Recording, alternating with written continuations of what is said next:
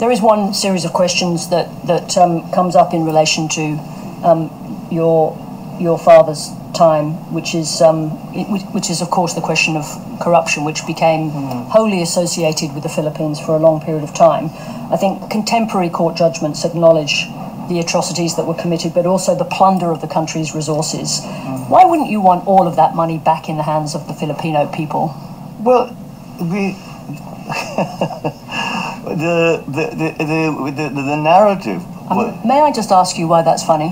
Why that's funny? I'm asking you a question about the plundering of large sums of money.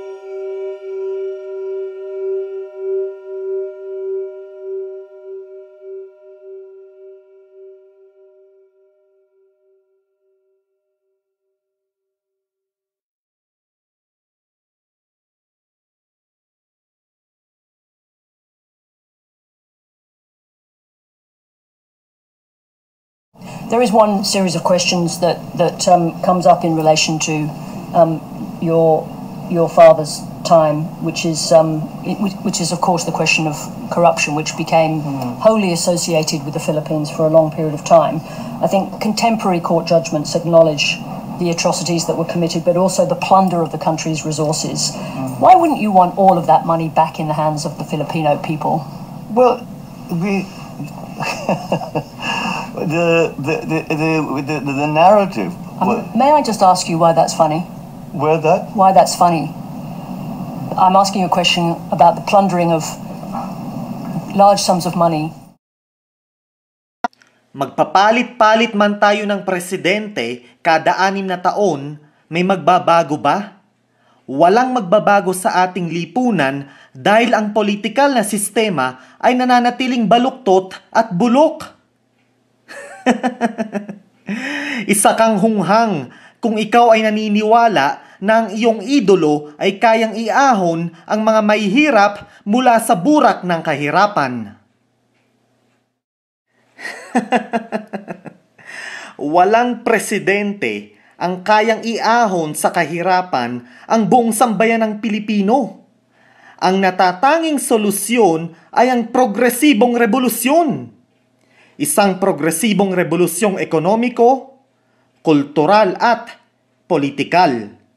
Ang pagbuwag sa lumang baluktot at bulok na pundasyon, kapalit ang bagong sistema na tapat at may malasakit, hindi lamang sa iilan, kundi sa buong sambayan ng Pilipino.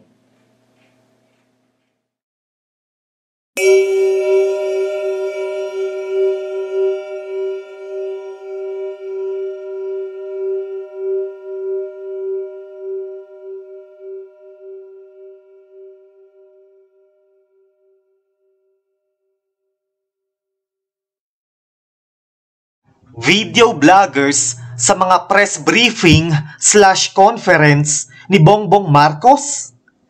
Papalitan na ba ng mga video vloggers ang mga accredited at legitimate na mamamahayag?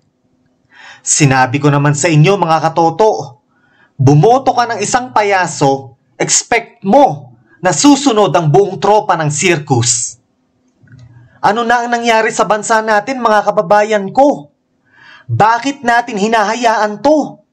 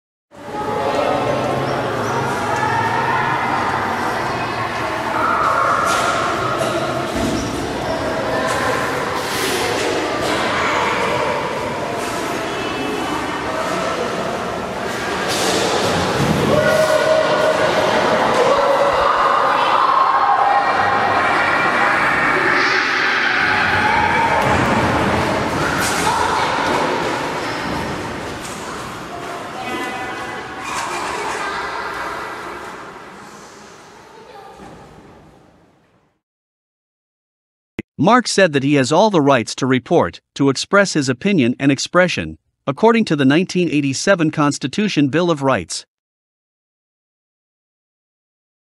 100 million pesos po ang ginastos para sa pagpapaganda ng batasang pangbansa para sa unang speech ni Presidente Bongbong Marcos bilang Pangulo ng Pilipinas.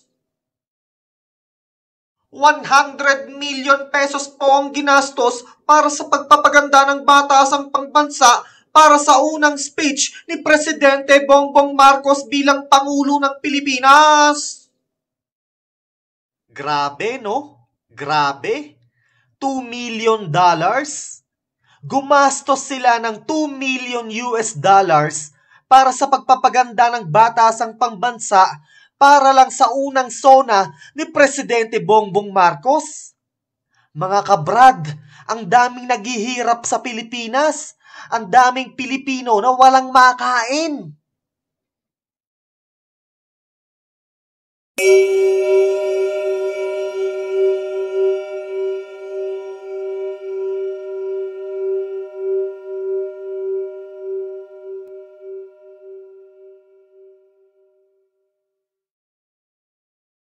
Mark said that he has all the rights to report, to express his opinion and expression, according to the 1987 Constitution Bill of Rights. Hindi ko alam kung buong Pilipinas, ano? Pero sa isla ng Luzon, ang Ilocos Norte, ang lugar na may pinakamahal na singil sa kuryente. Di ba ang idolo nyong Marcos family ay taga Ilocos Norte? Di ba yan ang baluarte nila, ang Ilocos Norte?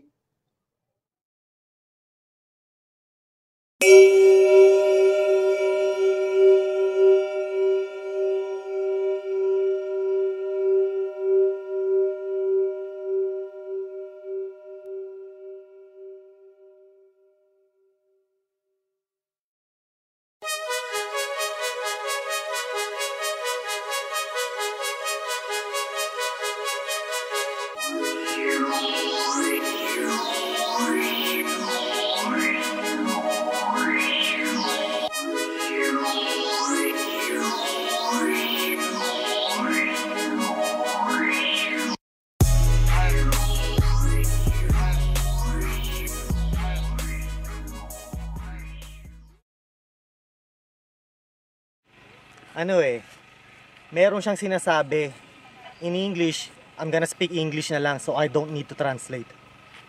What's your name again? Manilyn, sir. Manilyn. Manilyn Reynes? Yes, sir. Manilyn Reynes, the actress. Manilyn Reynes. You are more beautiful than Manilyn Reynes. Oh, thank you, sir. And your name? Alma, sir. Alma Moreno? Alma Moreno, the sexy actress. I'm gonna tell you something. You are sexier than Alma Moreno. And this one, what's your name? Glyza po. Glyza? De Castro? Glyza De Castro, the actress. Oh, remove the towel. You are more beautiful than Glyza De Castro. Thank you po. So Manilyn was saying something to me. Say it please. Dito kasi sa amin, sir, mga politiko, kilala lang kami pag-eleksyon. Pero pag nagtapos na wala na, hindi ka na kilala, palagpasan ka na lang dyan. Hindi ka napapansin. Kaya sana po, mamili po tayo ng iboboto natin yung maayos. Yun lang po. Thank you. Now, Salamat din kasi po, nararating kami, kahit hindi siya lalaban. Nabibigyan kami ng tulong dito, nabibigyan kami ng bigas. Malaking bagay po sa amin yun. I'm not a politician. Oo, hindi po siya lumalaban, pero tumutulong siya sa mga tao. Sana po ganyan din po kayo. Hindi lang yung kung eleksyon, lalapit kayo dito sa amin. Sa amin sila, wala akong masabi sa kanila. Si Sir Cesar, pag sinabihan mo, dito na po sila agad. Dito na yung tulong si Sir Mark. Salamat, maraming salamat. You're welcome. Now my problem, Sana wag kayong magsawa my sa- problem is, how am I going to translate it in English? So long. Okay, she said, I'm not a politician, but I help. I help people like them. The fact that I'm not a politician. Now she said that in her area, in this place, the politicians only know them in the time of election. After election, those politicians who they voted don't know them anymore. after the election. True, sir. Holy moly! Kaya, What else can I say? Welcome to the Philippines. yes.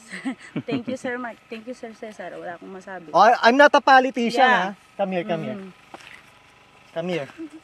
I'm not a politician, but, wait. Oh, baka sabihin nyo, iboboto namin siya, hindi siya tumatakbo. This is not vote buying, ha? I'm not a politician, ha? I'm not running for office.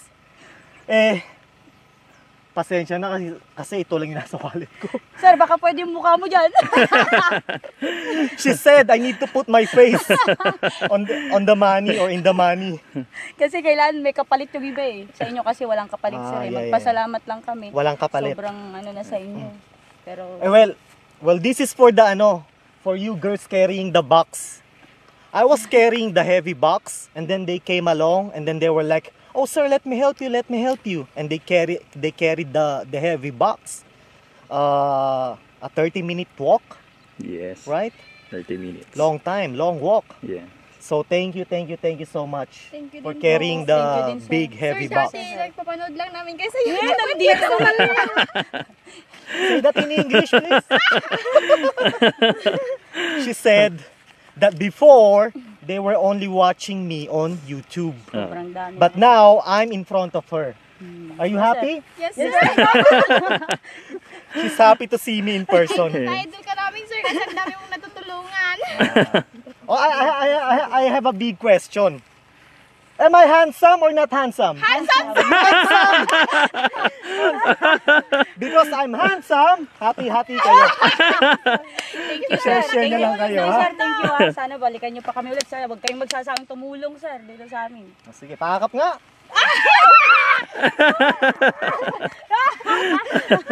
Yakap na ulit eh. Manilyn Reynes. Nakayakap ako, gwapo. Glyza De Castro. Very handsome, ha? Ala, Si Sexy. Thank you. Si Sexy Bold Star, in the Kaya ka 1980s. daw, oh. Thank you, sir. Thank you, sir. Cesar, thank you. Pagpasensyahan nyo na. Malaking bagay sa amin to, sir. Sige. Thank you, Sige, sir. mauna na kami, ha? Sige, sir. Thank you. Bye-bye. Bye-bye, sir. Thank you. Love Thank you so much. sir.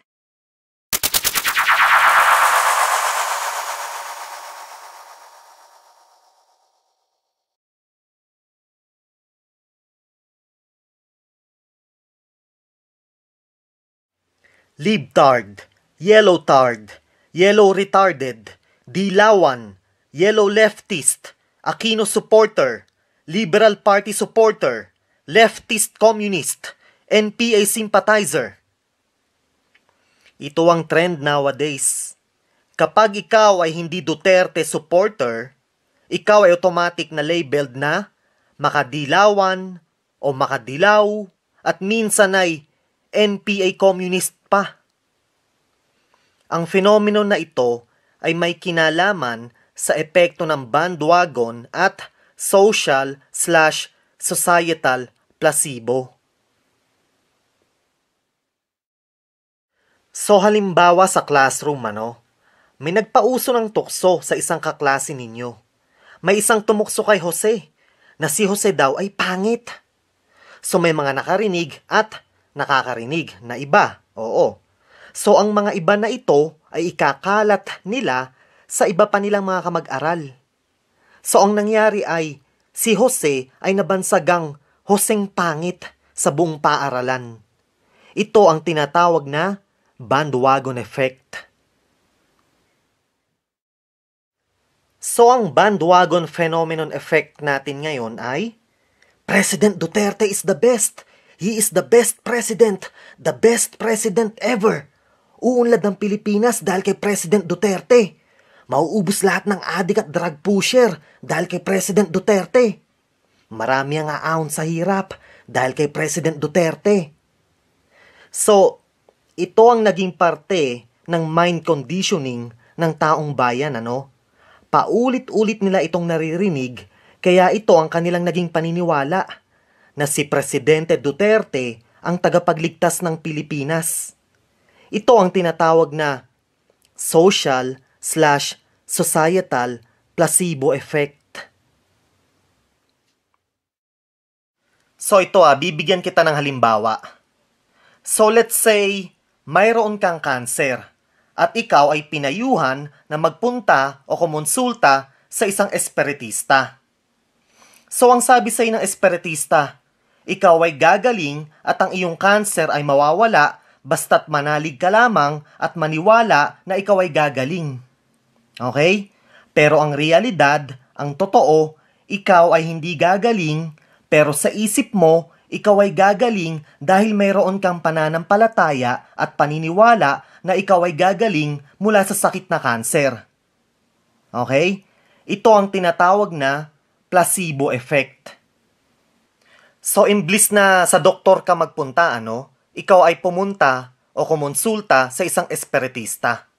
So, kahit walang medical attention, ikaw ay naniniwala na ikaw ay gagaling dahil sa iyong pananampalataya. So, yan ang tinatawag na placebo effect.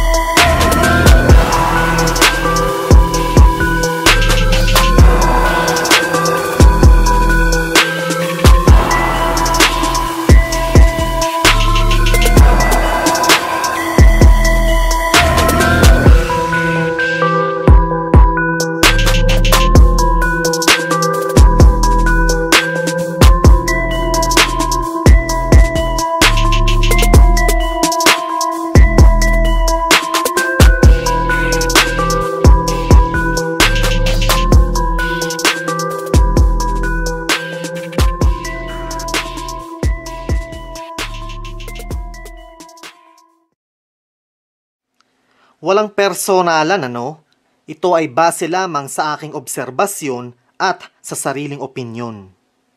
Gusto ko lang sabihin na mayorya, siguro mga 95%.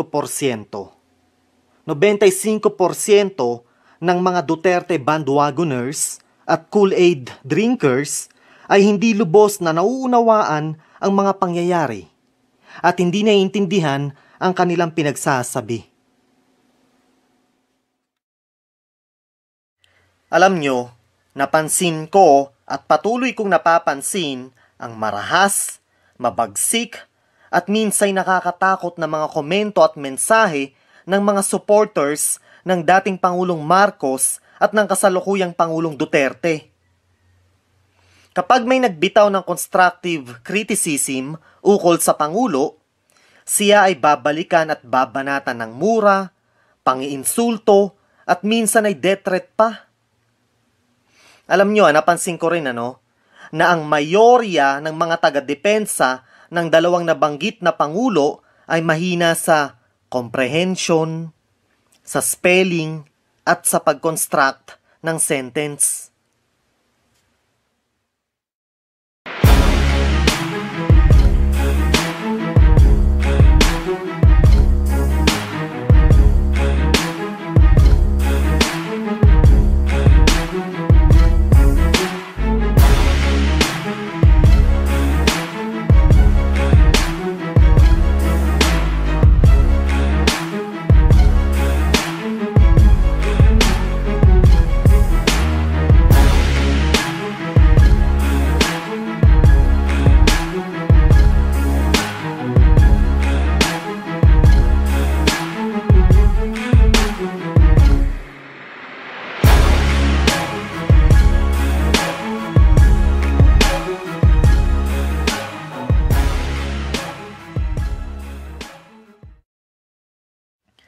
Mga kababayan, tayong lahat ay dapat na nagbubuklod-buklod.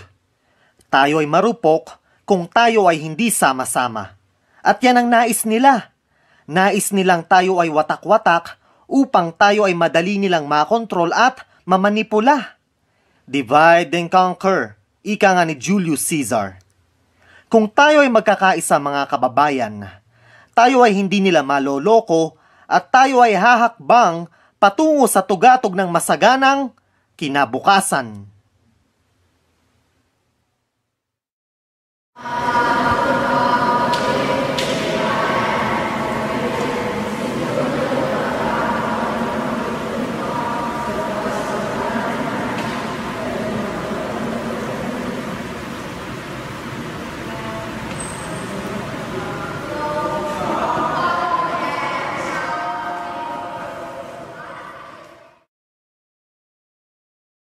Ano ka mo? Press freedom sa Pilipinas? Tignan mo ang ranking ng Pilipinas. Pang 147. Ang score ay 41.84. Napakababa. Wala ka atang idea kung gaano kadelikado ang maging mamamahayag sa Pilipinas ano? Ang kapatid ko ay photojournalist. Ang nanay ko ay dati ring journalist. Ang tatay ko, dating nagtrabaho sa Manila Bulletin. Ako, kumuha ng Mass Communication Arts sa kolehiyo. Alam ko at alam ng pamilya ko kung gaano kadelikado ang maging isang mamamahayag sa Pilipinas.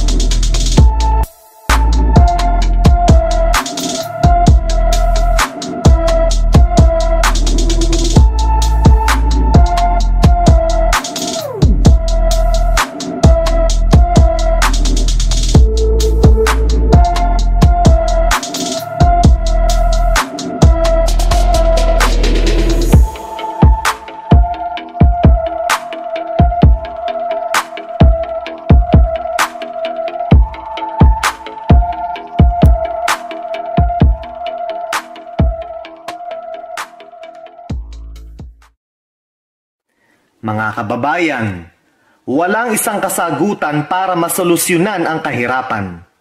Upang masugpo ang kahirapan, kailangan natin matukoy at matunton ang punot dulo at ugat nito. Iyong pakatandaan na tama at sapat na edukasyon ang isa sa mga armas na panlaban sa kahirapan. I will say it again, folks. Economic poverty is a system designed to feed the society of the elite. Economic poverty is like an oil that feeds the monstrous engine of corporate capitalism. Economic poverty is not a natural condition.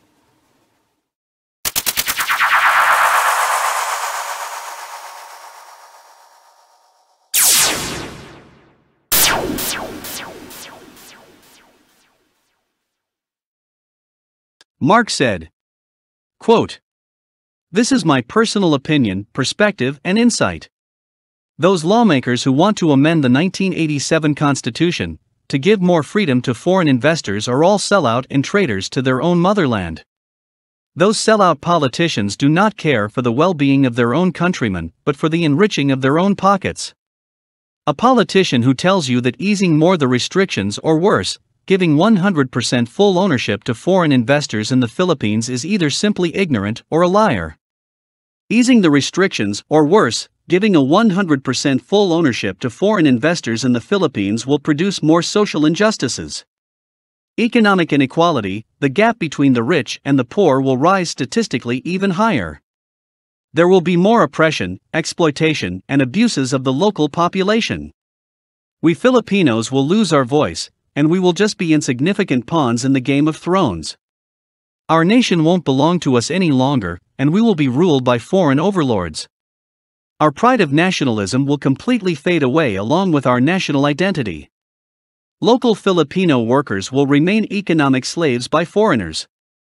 Local police force, military and government officials will be nothing but toy soldiers of the crony foreign businessmen. They will work for the interests of the foreign overlords and not for the well-being of the local population. Government officials, local Filipino businessmen and politicians should work together on how to produce and improve local Philippine businesses, not to obliterate for the sake of foreign investors' interests. What else could I say? Money is the root of all evil. Like they always say, follow the money, and that's what those corrupt government officials and politicians do. I will say it again, those lawmakers who want to amend the 1987 Constitution, to give more freedom to foreign investors are all traitors. I feel sad for our motherland. I feel sad for us Filipinos. Unquote. May isang Duterte at Marcos fanatic na babaeng nagtanong sa akin. Ang tanong niya, Mark, taga-UP ka ba? Aktivista ka eh. Mga taga-UP, mga aktivista yung mga yan eh. Ano ba talaga pinaglalaban yung mga yan? Mga pangpagulo lang yung mga yan sa bansa natin eh. Mga komunista yung mga yan. Ang sarkastikong sagot ko sa kanya. Alam mo, ang mga poon mong si Duterte at Marcos ay hindi papasa at tatanggapin sa UP. Bakit ka mo? Dahil ang mga poon mo ay hindi intelihenteng tao.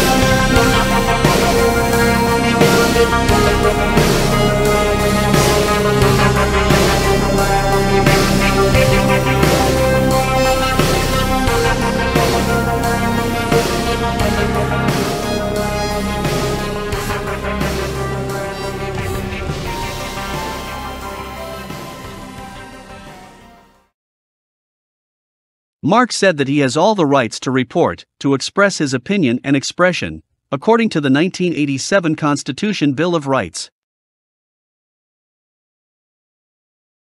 Wah, lastik.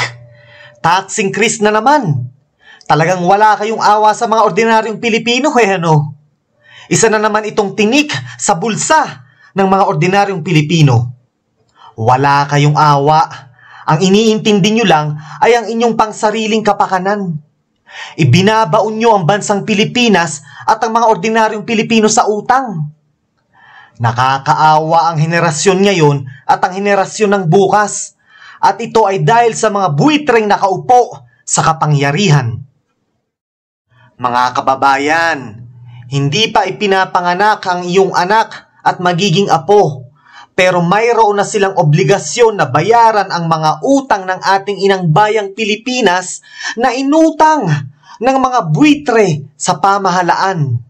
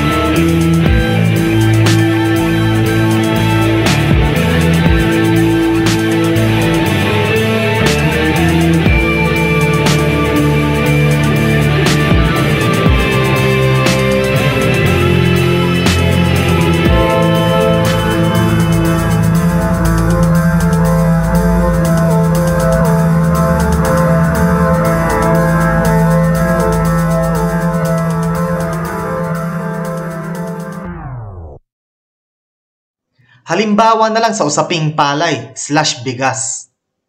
Ang mga magsasaka, ang agrikultura ng palay ay walang suporta mula sa gobyerno. Walastik. Imbis na suportahan ng gobyerno ang sarili nating agrikultura ng palay, pinahihirapan pa nila ang mga magsasaka eh. Mas gusto ng gobyerno mag-import ng bigas mula Vietnam o Thailand. Bakit kamo? Mas malaki ang kita ng gobyerno sa importation kumpara sa pagsuporta sa sariling atin. Mas malaki ang kickback kamo. Yun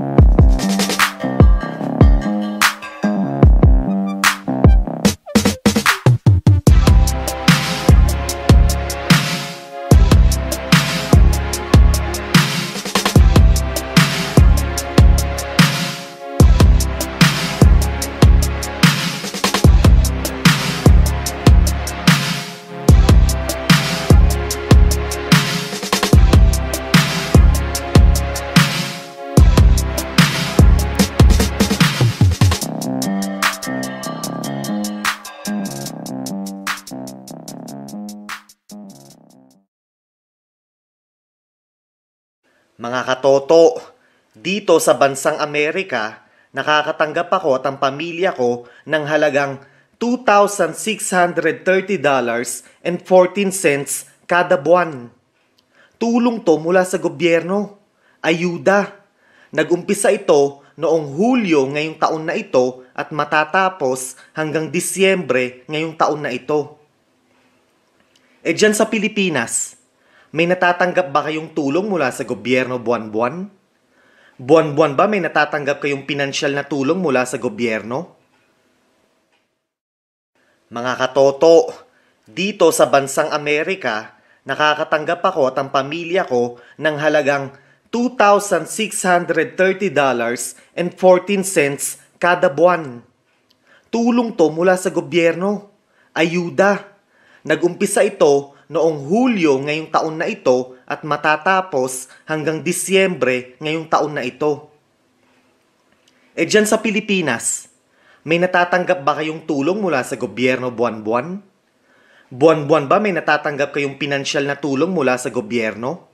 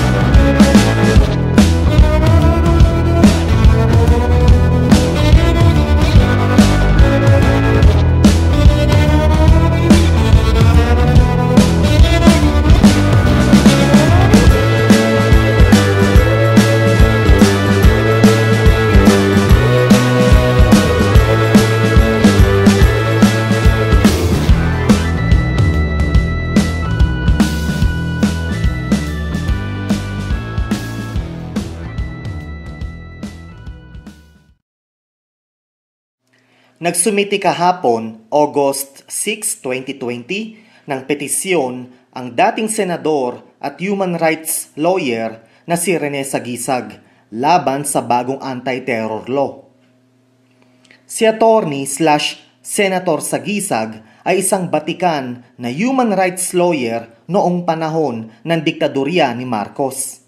Sa katunayan, malaki ang kanyang naitulong sa aking ama at ina upang makalaya sa kulungan.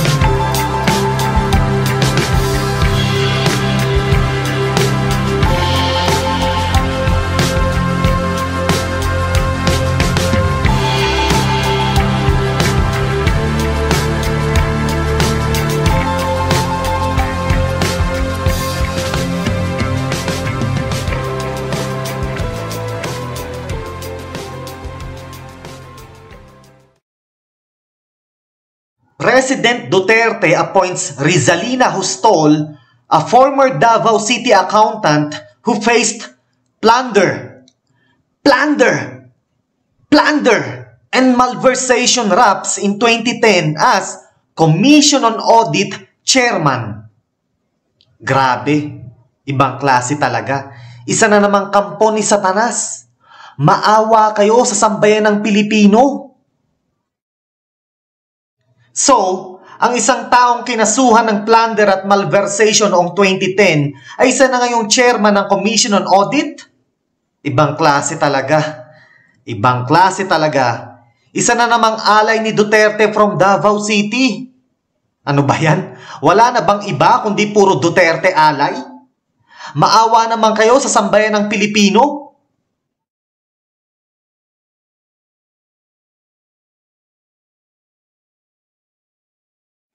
So, ang mayora ng Davao City na si Sara Duterte ay nagbawal na magkaroon ng campaign motorcade sa kanyang nasasakupan. Pero siya naman ay panay ang campaign motorcade sa iba't ibang sulok ng Pilipinas. Isa kang malaking ipokrita, Sara Duterte. Ikaw ba ay natatakot na magkulay rosas ang Davao City? Ha? Isa itong malakas na sampal sa iyong mukha at sa mukha ng iyong ama, ano? Wari ko, ikaw ay natatakot mawala ng mukha dahil ang tingin ko, ang mga Davaoenyo ay handa na sa tunay na pagbabago. Handa na nilang yapusin ang kulay rosas.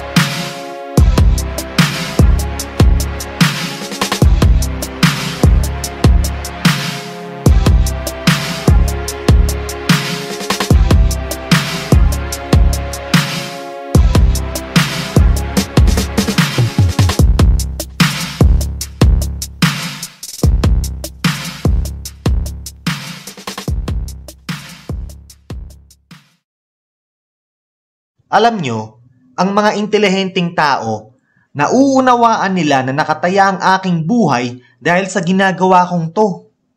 Na-appreciate nila ang aking walang habas na pagbatikos at pag-expose sa katotohanan.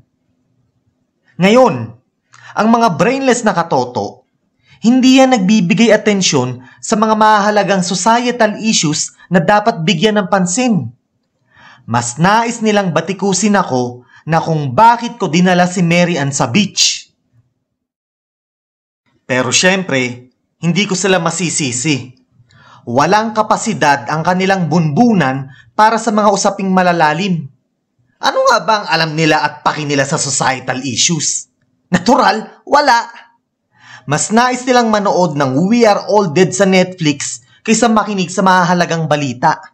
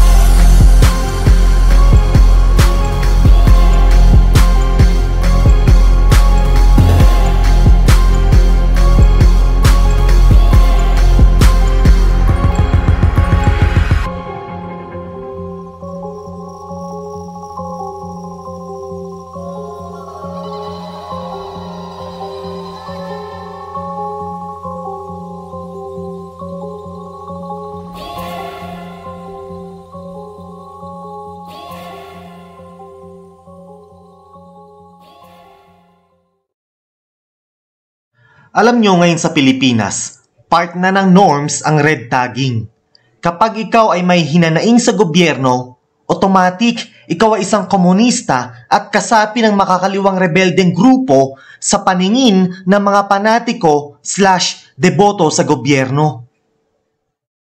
Brad, malinaw na sinasaad sa ating saligang batas na tayo ay may karapatang umiling, hindi sumang-ayon at maghatid ng ating saloobin sa gobyerno. Kung ang isang tao ay nagpapahayag ng kanyang pagkadismaya sa gobyerno, hindi ibig sabihin nito ay siya ay isang komunista at kasapi ng makakaliwang rebeldeng grupo.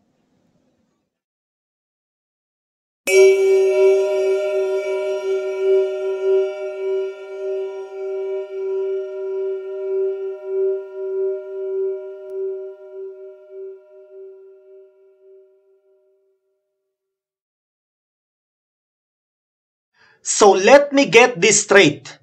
Ang mga Ukrainians na lumalaban para ipagtanggol ang kanilang bansa at kasarinlan ay mga bayani. Pero ang mga Palestinians na lumalaban para ipagtanggol ang kanilang bansa at kasarinlan ay mga terorista. Double standard?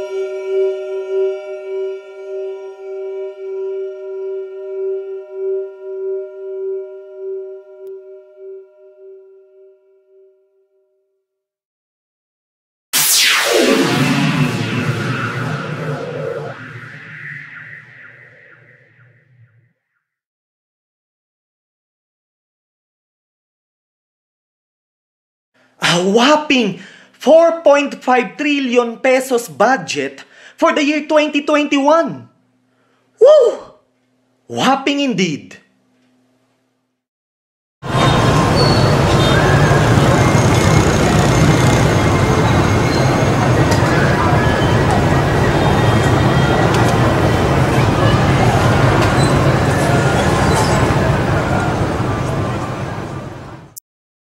A 3,000% increase in fund to end the armed conflict against the communists.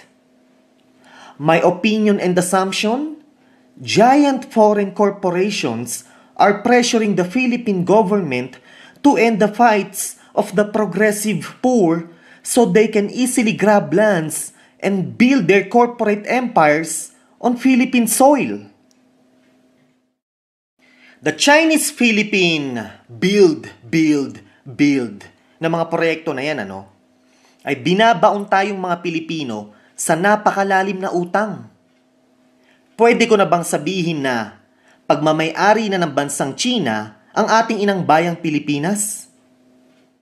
Nakakatawang isipin na ang China ay isang komunistang bansa. And yet, the Philippine government pushes so hard to obliterate communism in the Philippines.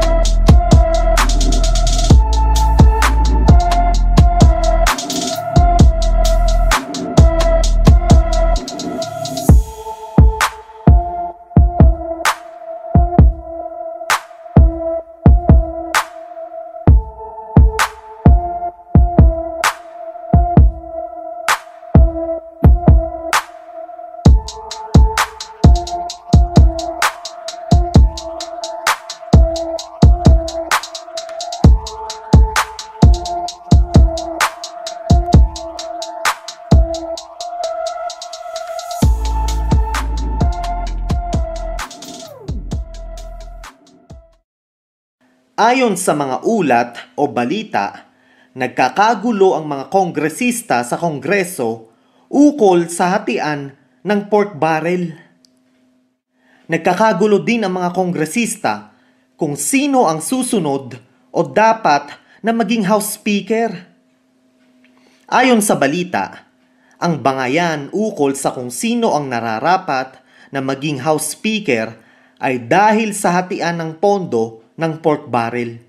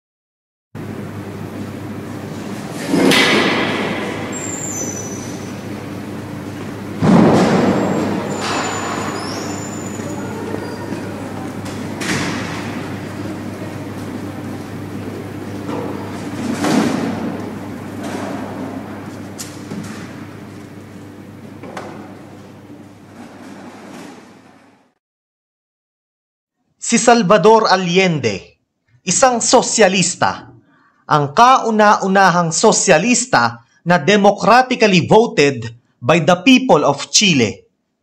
Si Salvador Allende, isang admirer ni Fidel Castro at Che Guevara. Ano ang ginawa ni Kissinger at ni President Nixon ng Estados Unidos?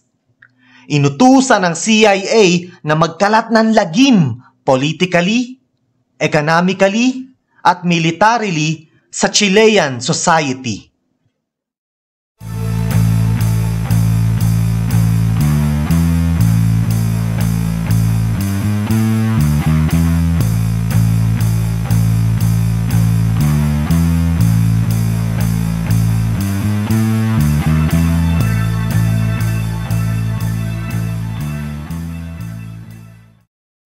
Sa ilalim ng rehimen ni Pinochet, mahigit 3,000 pinaghinalaang sosyalista ang pinatay.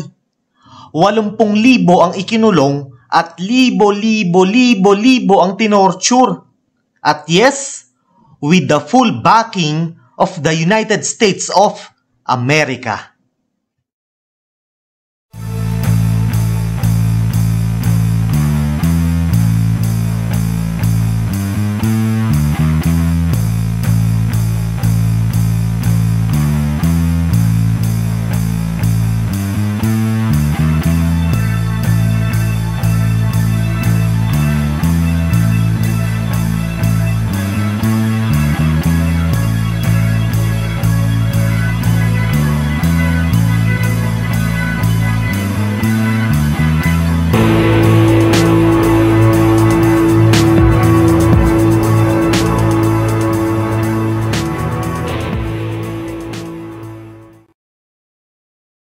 Sa mga ina-upload ko na tungkol sa mga mahalagang societal issues, may isa o dalawa na magbibigay atensyon. Kapag sinasabihan ko si Cesar na ipakita ang bottom part ng toilet bowl para malaman natin kung malinis ba sa bahay ang nakatira, nako, tad-tad ng comments ang comment box. Malimit nilang sabihin na may sayad daw ako sa utak. Mga hunghang, mag-comment kayo about sa mga mahalagang bagay na dapat bigyang pansin sa ating lipunan. Hindi yung lagi kayong naghahanap ng bagay na ipupukol sa akin. Pero syempre, masisisi ko ba kayo? Ang laman ng bunbunan nyo ay hanggang pangkubeta lang.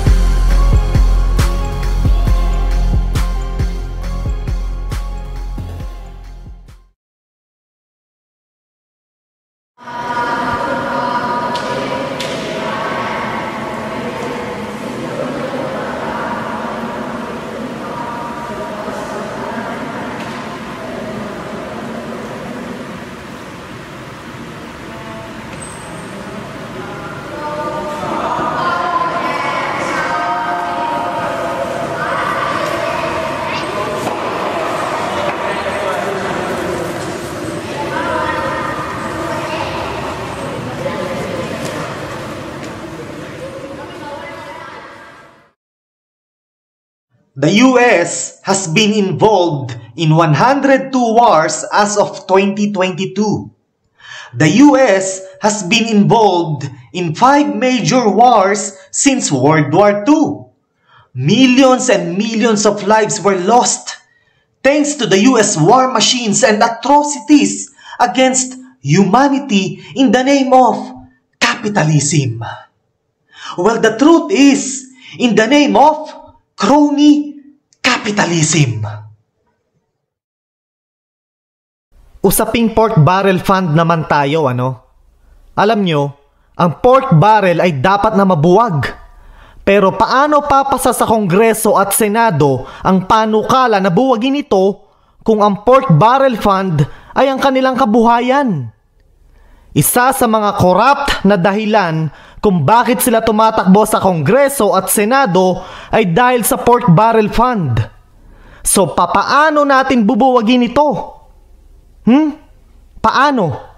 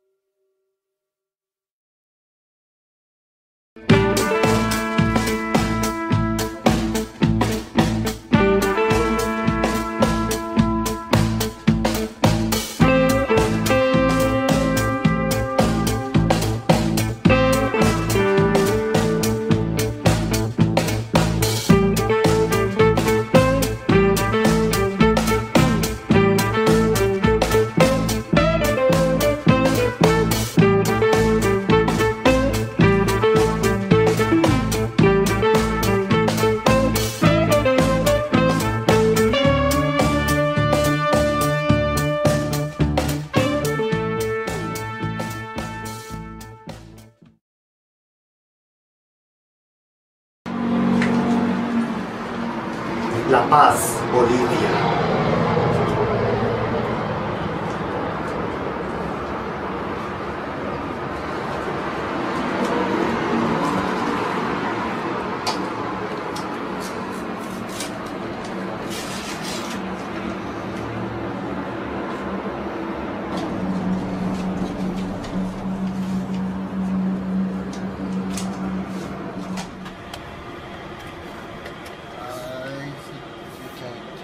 go.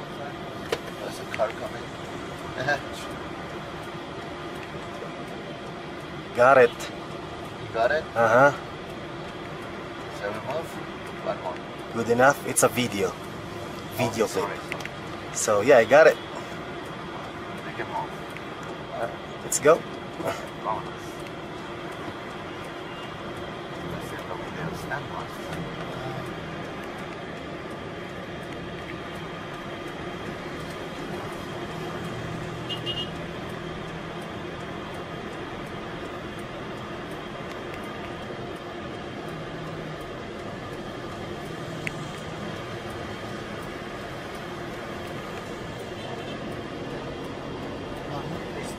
Gracias.